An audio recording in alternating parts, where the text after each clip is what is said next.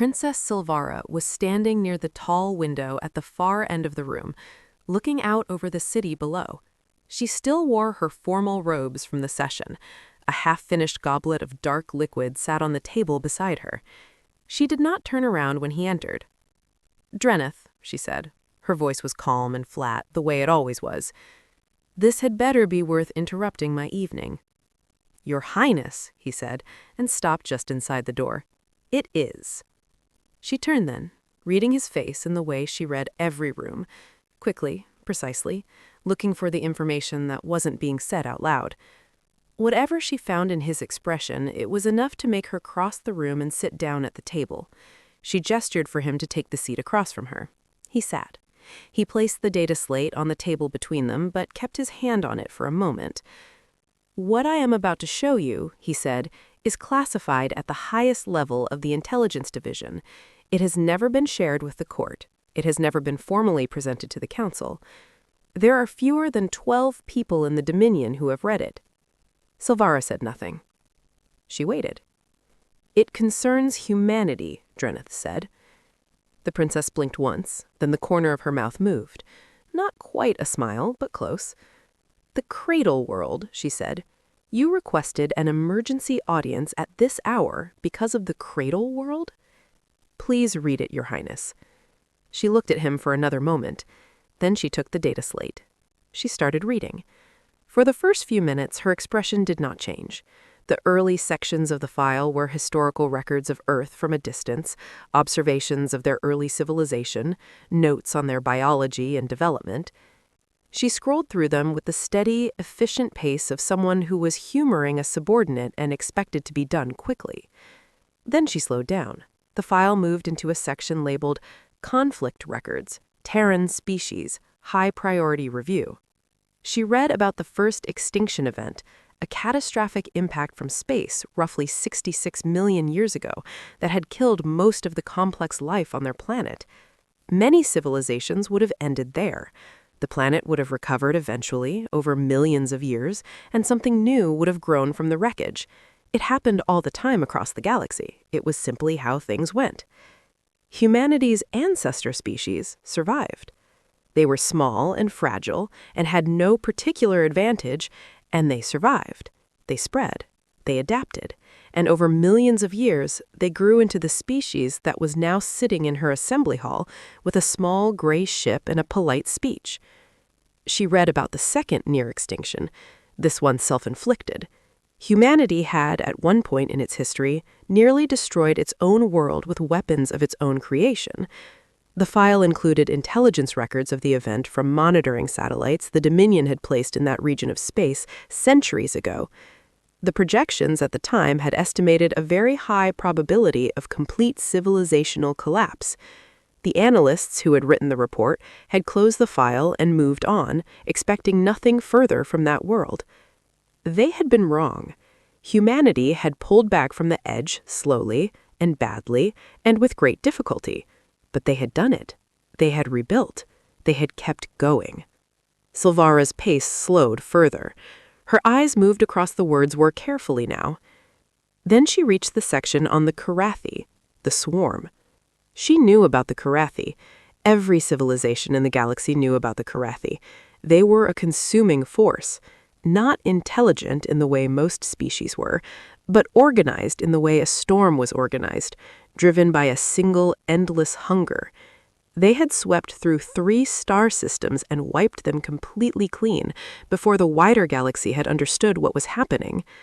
By the time a response was organized, most civilizations in the affected region had already fallen or fled. The Veldrone had retreated. The Salin Collective had abandoned 2 of their outer colonies. Even 2 minor Velari frontier stations had been evacuated as a precaution. Humanity had not retreated.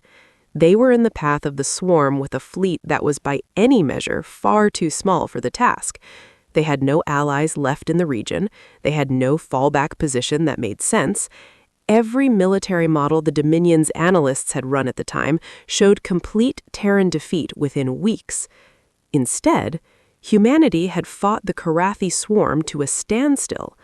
Then they pushed back. Then, in a single operation that the Dominion's intelligence files described in careful and still confused detail, they had destroyed the swarm's central breeding structure and ended the threat entirely. The operation had been led by one individual. Savara kept reading. She read about the war with the Veldrone Collective, 40 years of conflict, grinding and brutal, between humanity and an empire 10 times their size. The Veldrone had expected a quick victory. They had not gotten one. Humanity had fought on supply lines that should have been impossible to maintain. They had improvised solutions to problems that should have broken them. They had lost ground and taken it back and lost it again and taken it back again. And after 40 years, it was the Veldrone who had asked for terms. She read about the siege of Proxima Station, where a Veldrone force had locked down the most strategically important human outpost in the outer systems. Military projections from multiple civilizations who had been watching from a careful distance had estimated the siege would last between 200 and 300 years before any realistic resolution. It had lasted 11 days. One man had ended it. Savara's hand was very still on the data slate. Now she read the name for the third time in the file. She had passed over it the first 2 times, focused on the events themselves. Now she stopped. She read it slowly. Commander Ethan Voss. She looked up at Drenith. This is one man, she said. Not a question, a statement that she seemed to be testing the weight of. Yes, Your Highness. These events, the Korathi operation, the Veldrone ceasefire, the Proxima siege, all of them list the same name. Yes. She looked back down at the file. She turned to the final page, a standard status report updated just 3 days ago. Standard escort and security assignment, diplomatic mission, Velthar Prime. Her eyes stopped on the last line. The room was very quiet. On the table, her goblet sat untouched. Then, without any dramatic movement, without any particular expression on her face, her hand brushed the edge of the table, and the goblet tipped and fell. It hit the floor. Dark liquid spread slowly across the pale stone. Neither of them moved to pick it up.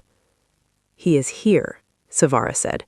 Her voice was the exact same as before, flat and controlled, but it was the kind of control that takes effort.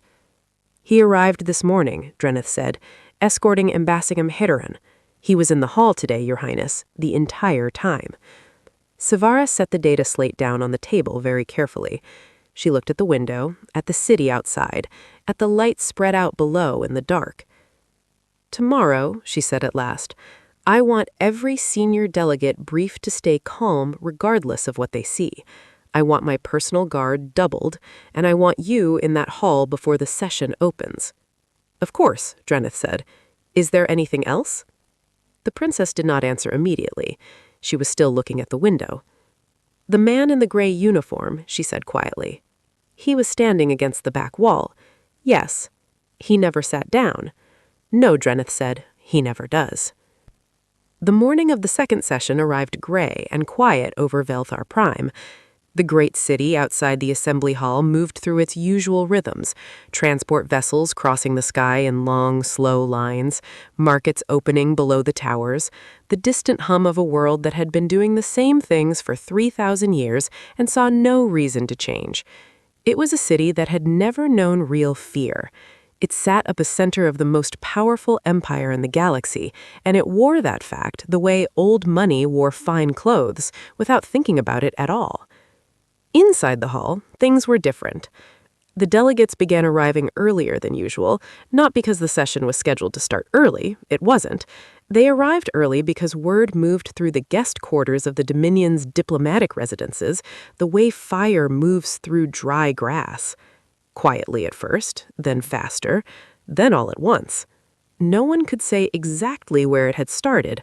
A whisper here, a careful question there, a name passed between two delegates in a corridor at some point before dawn, spoken low and quickly, the way you say something you are not sure you should be saying out loud. By the time the hall's doors opened for the morning session, the atmosphere inside was nothing like the day before. The Velari delegation, who had been laughing quietly at the Terran delegation the previous afternoon, arrived in a tight, silent group and took their seats without looking toward the Terran section at all. The Salin Collective's senior ambassador, a tall figure who had spent the previous session leaning back in his seat with the comfortable ease of someone who owned the room, arrived early, sat down straight, and spent a long time studying his own prepared notes with unusual focus. Two delegates from a minor civilization called the Harath, who had no particular history with humanity one way or another, quietly asked a floor attendant if their seats could be moved 2 rows further from the Terran section. The attendant, confused, said he would look into it. Kolaharan arrived with his small team at exactly the scheduled time, not a minute early and not a minute late. He walked to the tan bench, sat down, opened his writing pad, and looked around the room with the calm, observant expression of a man who notices everything and reacts to very little. He noted the changed atmosphere. He noted the early arrivals. He noted the careful... He was watching a side door on the far right of the hall that had opened slightly for a maintenance worker and then closed again. His eyes came back to the center of the room, finished their sweep, and found, probably without particular surprise, that the princess of the Velari Dominion was standing 6 meters away, looking directly at him. He met her gaze. His expression did not change. The hall had gone very quiet. Not the formal quiet of a session in progress, the sharp, sudden quiet of 300 people who all stopped breathing at the same moment because something unexpected was happening, and no one was sure what came next. Zavara held his gaze for 1 second. Then she did something that no delegate in that hall had ever seen her do, something that several of them would spend years afterward trying to describe accurately to people who had not been present. She stepped forward, and she dropped to 1 knee. Not a small token gesture, not a slight incline of the head that could later be described as something else. She went down on 1 knee on the stone floor of her own assembly hall in front of every delegate from every civilization in the known galaxy, and she held that position. The silence in the room became something physical. It had weight. It pressed against the walls. "Commander Voss," she said. Her voice was clear and even and carried perfectly through the silent hall. "The Velari Dominion acknowledges your presence." For a moment, nobody moved. Then Ethan Voss gave a small, single nod. It was the same nod he might have given a colleague passing him in a corridor back on Earth. Unhurried, unremarkable, completely unbothered by the fact that the ruler of 12 star systems was currently kneeling on the floor in front of him. "Ma'am," he said. That was all. Just the one word, calm and quiet, and carrying absolutely nothing extra. Savara rose. She straightened her robes with one smooth motion, turned, and continued walking to her throne as if nothing had happened. She sat down. She looked out across the hall. No one spoke. Then slowly, the room began to breathe again. Whispers started tight, fast, urgent whispers in a dozen different languages, all of them saying more or less the same thing in different words. The Velari senior delegate had gone pale. One of the Salin ambassadors had put his prepared notes face down on the bench in front of him and was not looking at them anymore. The 2 Harath delegates who had asked to move their seats were now simply staring at the back wall with wide, still eyes. Kolharan sat back down in his seat. He looked at his writing pad. He wrote 2 words, underlined them once, and allowed himself a very small, private smile that no one around him was paying enough attention to notice. At the back of the hall, Ethan Voss had already returned to watching the exits. The session ended early that afternoon. Princess Zavara had called a recess before the midpoint of the scheduled proceedings, which was something that had never happened at a Sovereignty Conclave in recorded history. The herald had announced it in a careful, neutral voice, as if it were a completely normal thing, and the delegates had filed out of the hall in the kind of stunned, uncertain silence that followed an earthquake, not panicked, but shaken in a way that made everyone move a little more carefully than usual. Savara did not go to her throne room. She did not go to her private chambers. She walked directly to the War Council chamber on the 3rd level of the palace, a deep and windowless room built from the same dark starstone as the hall below, and she sat down at the head of the long black table and told her staff to send for Overseer Drenth and no one else. He arrived within minutes. He had been expecting the summons. She did not ask him to sit. She leaned forward with her hands flat on the table and looked at him across its length. "Tell me everything," she said. "Not the file, not the summary. Tell me what you know in your own words from the beginning."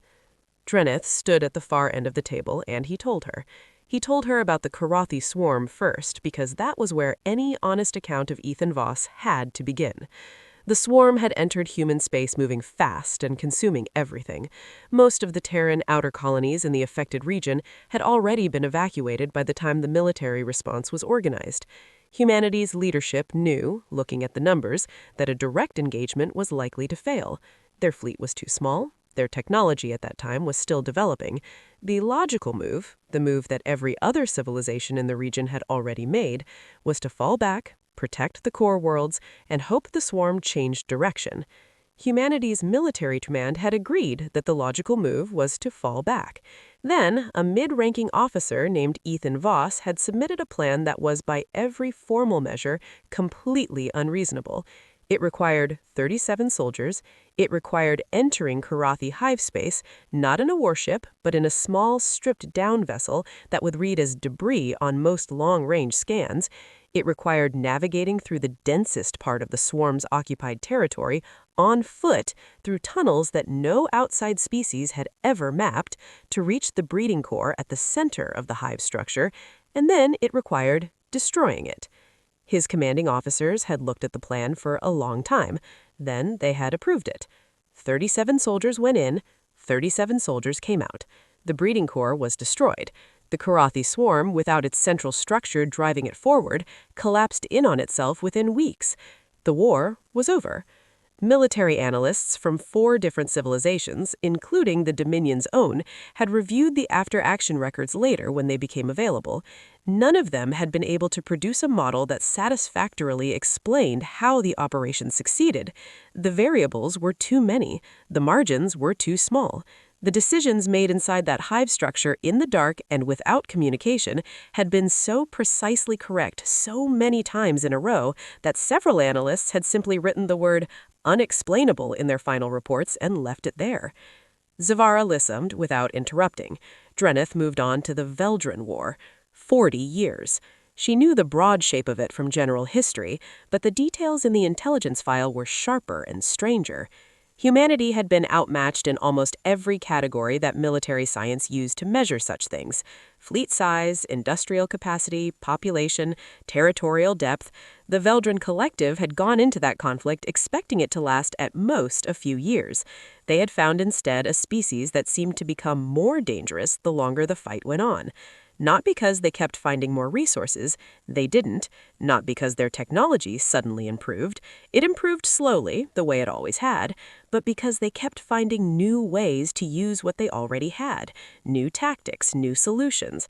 Things that should not have worked but did over and over, just enough times to matter. And then there was Proxima Station. Veldran had taken Proxima Station in the 38th year of the war.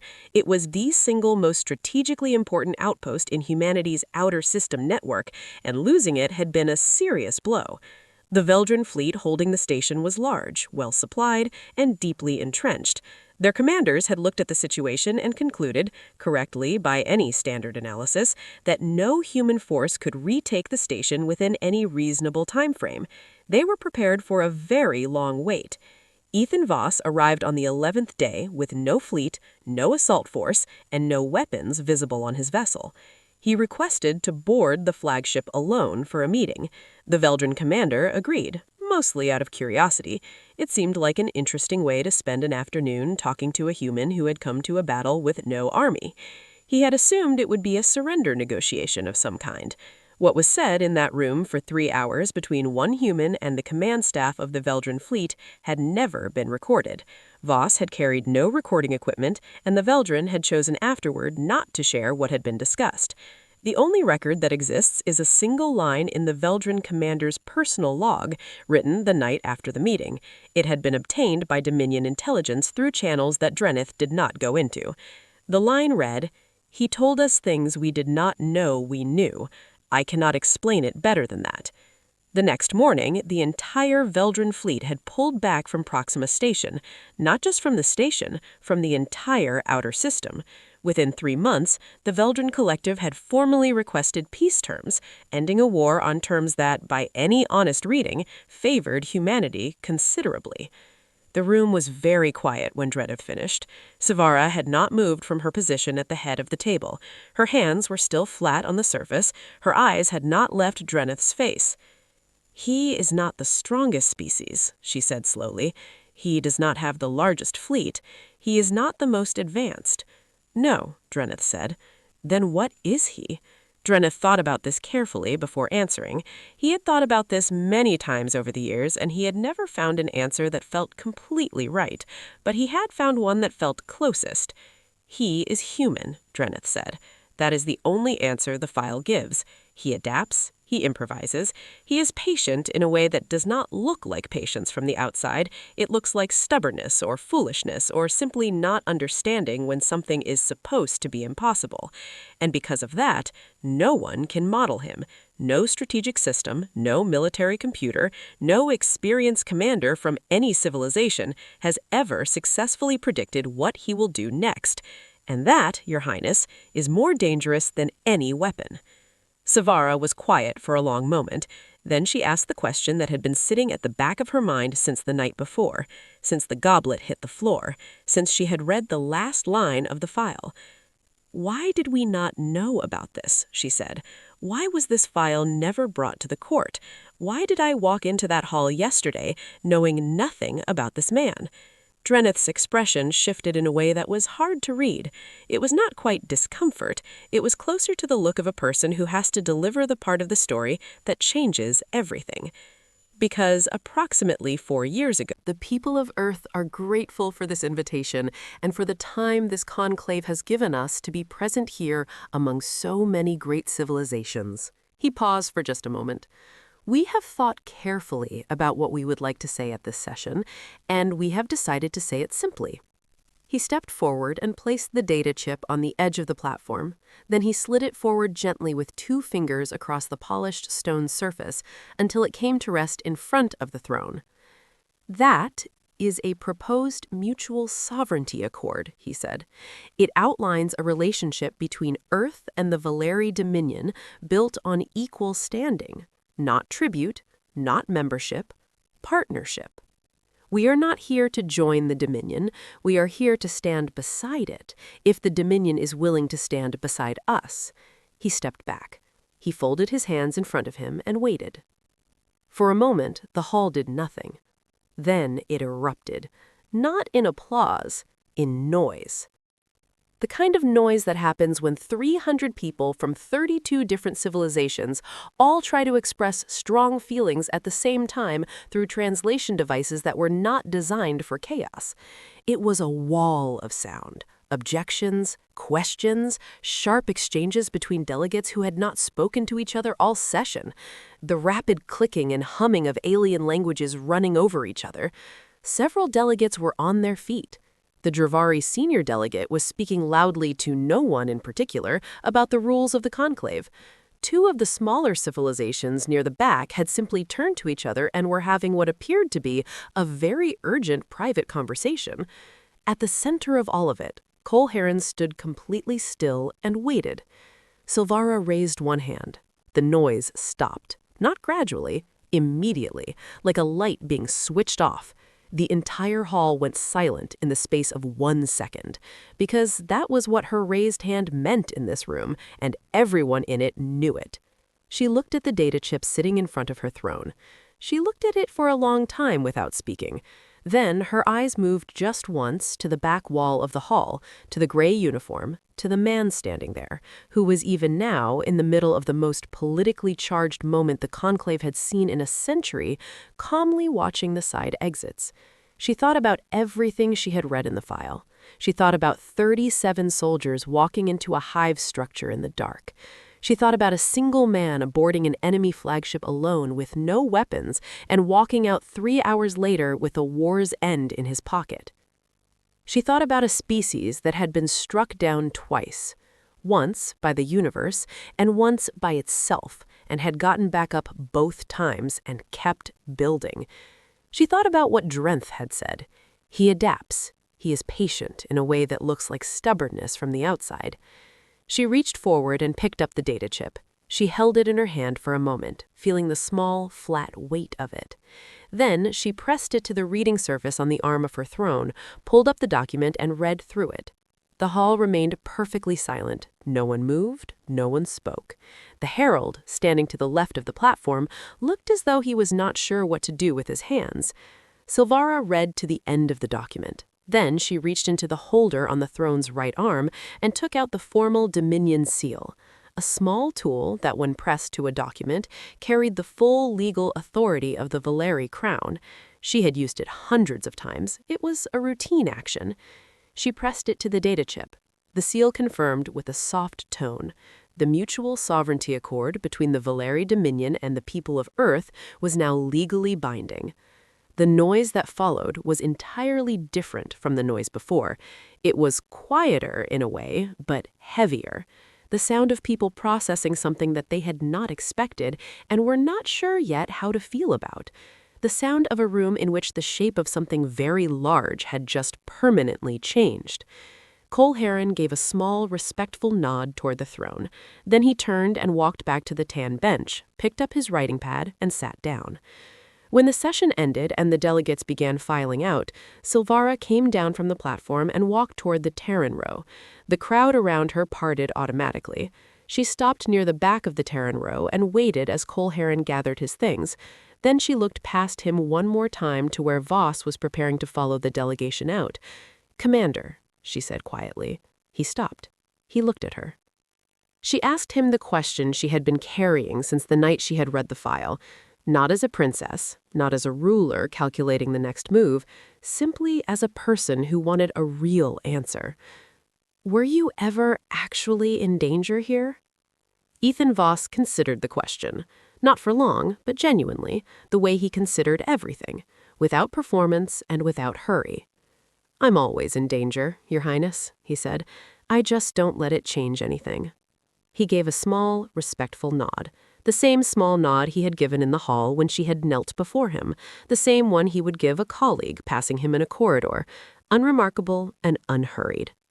Then he walked through the door, following his ambassador out into the corridor, and was gone. Silvara stood in the emptying hall for a moment after the Terran delegation had left. The noise of the other departing delegates moved around her like water around a stone. She held the data chip loosely in her hand. Outside, she knew, a small gray ship with no decorations and no fleet behind it was preparing to leave the docking bay and make its quiet way back out into the stars. The galaxy had spent 11 years looking at humanity and seeing a cradle world, young, small, unimpressive, something to be amused by or pitied or simply ignored until they figured out how things worked. It had never once occurred to anyone to ask what they had been building in that cradle. Now, standing in the silence of the emptied hall, Silvara understood, and she suspected that before very long, the rest of the galaxy would understand too. Humanity had not come to the Sovereignty Conclave to pledge tribute. They had never intended to pledge tribute. They had come to do exactly what they had done. Walk in quietly, say very little, and leave with something that no civilization had ever walked out of a conclave with before. They had come as equals. And somehow, without anyone quite seeing it happen, that was exactly what they had become. They called us a cradle world. They weren't wrong. Every soldier, every plan, every stubborn refusal to accept the word impossible, it was all built in that cradle. We just never told them what we were building. Recovered Terran naval inscription, date unknown. The Grand Assembly Hall of the Velari Dominion was the most beautiful and most terrifying room in the known galaxy. It sat at the heart of Valar Prime, the capital world of an empire that stretched across 12 star systems and had stood for over 3,000 years. The ceiling was so high that the top of it disappeared into a soft golden mist. The walls were carved from black stone pulled from the cores of dead stars. Every seat, every pillar, every detail in that hall had been built to send one message to anyone who walked inside. You are small, and we are not. The Sovereignty Conclave happened once every 100 years.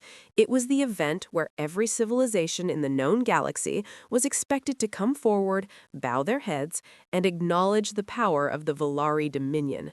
Some came willingly, some came out of fear. A few had tried not to come at all, and those civilizations were now footnotes in history books. This year, there was one name on the guest list that had caused a small but noticeable stir among the Velari court planners: Earth. Humanity had only achieved faster-than-light travel 11 years ago. 11 years! Most of the civilizations sitting in that hall had been sailing between stars for centuries. The Dravari had been spacefaring for 800 years. The Salin Collective had been exploring the galaxy for over 1,000. The Velari themselves had ruled the stars for 3 millennia. And here came humanity, brand new, barely out of their home system, showing up to a gathering of galactic powers like a child wandering into a meeting of kings. The invitation had been extended not out of respect, it had been extended out of amusement. When the Terran vessel arrived at Valar Prime, the docking controllers had to check their screens twice. The ship was small. Not small in the polite sense, small in the embarrassing sense. It was a single diplomatic cruiser, gray and clean, but completely undecorated. No golden markings, no intimidating weapons visible on the hull, no fleet behind it, just one ship drifting quietly into the docking bay like it had taken a wrong turn somewhere and ended up here by accident. Several of the alien delegates watching from the observation deck above actually laughed. Ambassador Cole Heron walked off that ship and into the hall with the calm, easy confidence of a man who had absolutely nothing to prove. He was tall, with short dark hair going gray at the temples, and he wore a simple dark blue diplomatic suit with a small tan flag on his left shoulder. No medals, no decorations. He carried a single case in his right hand and nodded politely to the docking crew as if he were arriving at an office building back on Earth. Behind him walked a small team, 2 diplomatic aides, a translator, and one other figure who said nothing and drew no attention to himself at all. The last figure was dressed in a plain gray uniform. He had no medals, no rank markings beyond the same small tan flag patch on his sleeve, and he moved through the space with the quiet, unhurried ease of someone who was simply doing a job. His eyes, however, never stopped moving. They swept every corner of every room they passed through, every exit, every unfamiliar face, every shadow. Nobody paid him any attention. That was exactly how he preferred it. The assembly hall filled slowly over the course of the morning. Delegates from 32 civilizations took their seats on the long, curved benches that rose in tiers around the central floor. There was noise everywhere, the clicking and humming of alien languages being filtered through translation devices, the rustle of robes and the clink of formal armor, the low murmur of politics happening in whispers. The Terran delegation found their seats near the far end of the lower tier, in a section that had clearly been assigned to them as an afterthought. The bench was slightly shorter than the others. The cushions were thinner. Cole Heron sat down, opened his case, pulled out a simple writing pad, and began taking notes. At the front of the hall, raised above all others on a platform of dark polished stone, sat the throne of the Velari Dominion, and seated upon it, straight-backed and cold-eyed, was crowned Princess Silvara. She was young by her species standards, barely 300 years old, but she carried herself with the weight of someone who had never in her life been told no, and had no intention of ever hearing it. Her silver hair was pulled back tightly, her robes were deep violet, the color worn only by the ruling line. Her eyes, pale and sharp as cut glass, moved slowly across the room, reading it the way a general reads a battlefield. She let her gaze pass over the Terran delegation with barely a pause. They were of no consequence. They were here because it was protocol to invite them, that was all. The conclave opened with the traditional recitation of the Dominion's history, 3,000 years of expansion, conquest, and order. A Thari herald read the list of civilizations that had been brought into the fold since the last conclave, 12 new member worlds. The audience applauded at appropriate intervals. Then the presentations began. Each delegation came forward in turn to speak briefly about their people, their contributions to the galactic community, and their continued loyalty to the Dominion. Some gave impressive speeches. The Velari presented a gift of rare mineral charts. The Salon Collective offered a new navigational treaty. Each delegation tried in their own way to look worthy of the room they were sitting in. When the Terran delegation's turn came, Cole Heron stood up, walked to the center of the floor, and gave a short, polite speech. He thanked the Dominion for the invitation. He spoke briefly about Earth's recent entry into interstellar travel. He expressed humanity's hope for peaceful and productive relationships with the civilizations of the galaxy. He spoke clearly, without nervousness, and without any attempt to impress anyone. He then walked back to his seat and picked up his writing pad again. The silence that followed lasted about 2 seconds before one of the Dravane delegates leaned toward his neighbor and said in a voice just loud enough to carry that he had seen more impressive presentations from first-year diplomacy students. His neighbor made a sound that passed for laughter in their culture. It spread, not loudly, this was still a formal gathering, but the quiet, superior amusement moved through the upper tiers of the hall like a slow wave. The cradle world showed up with one small ship, a polite speech, and nothing else. The galaxy's newest spacefaring species had nothing to offer and nothing to show. They were here because they had been invited, and they had come because they did not understand that the invitation was not an honor. It was a formality, like setting an extra plate at a table for a guest you did not actually expect to arrive. Even Princess Silvara allowed herself a brief, thin smile. She turned to speak quietly to her chief advisor, saying something that her translation filters caught as roughly equivalent to, "They will either pledge tribute by the final session or go home with nothing. Either way, they are not a concern." Her advisor agreed. He agreed completely. At the far end of the lower tier, Cole Heron wrote something in his notes, nodded slightly to himself, and said nothing.